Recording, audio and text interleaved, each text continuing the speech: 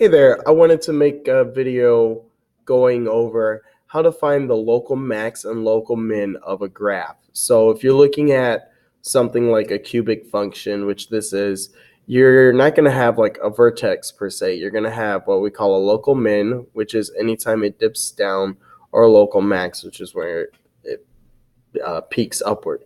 Um, so with it, you need to have your function typed in. So I have my function of negative x to the third plus x squared plus 3x minus 3. I have that typed in. I'm going to hit the menu button, and then I'm going to go to Analyze Graph. And then let's say I'm looking for the local min. I just choose minimum. So I'm going to click, highlight the minimum, and then click again. The only thing is, if you highlight both the minimum and the maximum at once, it's not going to find anything. So let me show you what happens.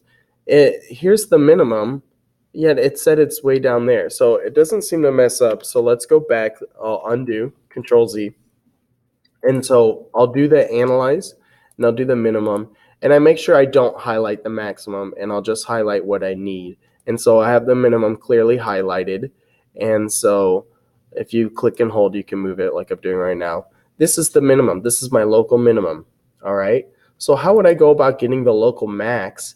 I'll just go back to Analyze Graph, and I click the maximum. So I click, again, make sure you don't highlight the whole thing. Just highlight what you need. So here's the local max right there. Okay.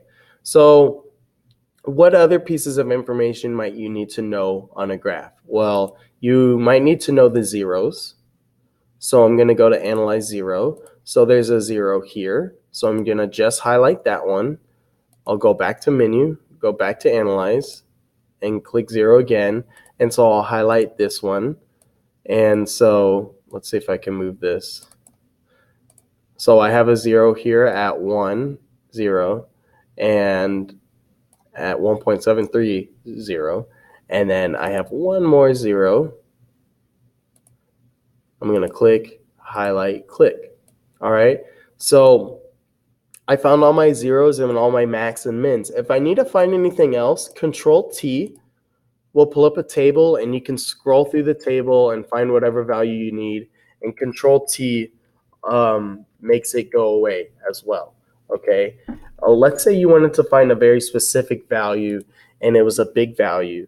That's where you can use this menu 5.1, the graph trace. So let's say I wanted to know what the value was when x was 100. So I'm going to type in 100 and press enter, and it's a very large number or a very small number. What about when x is 50? See, what about when x is 5? All right, so you can just type in stuff using that graph trace, negative 25, and what about negative 9, 780? And it takes you to whatever you need.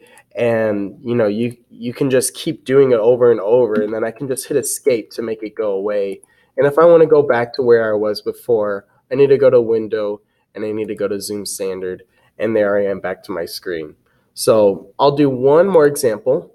I'll find the local mins and maxes. So here I have two local minimums. I have a minimum here, and then I have analyze minimum, and then I have another local minimum down there, because this is a quartic function. So you can have, so it might have more, it's possible to have more dips and valleys, or peaks and valleys. So here are my two local minimums, and then I'll find my local maximum right there, and click highlight local max, and then it's got two zeros here and here. Menu, analyze 0, click. See, if I highlight both of them, it's only showing me 1 0, but if I highlight just one of them, it shows me 1. And then repeat the process, highlight what you need, and I found my two zeros. So that's pretty much everything you need to know. Again, Control T to make the table go away or appear, and then menu 5.1, that graph trace, to figure out any specific value. What about when x is 2.5? I type in 2.5, it takes me right to it. What about when x is 7? So that's pretty much everything you need to know for analyzing these graphs. All right, thanks for watching.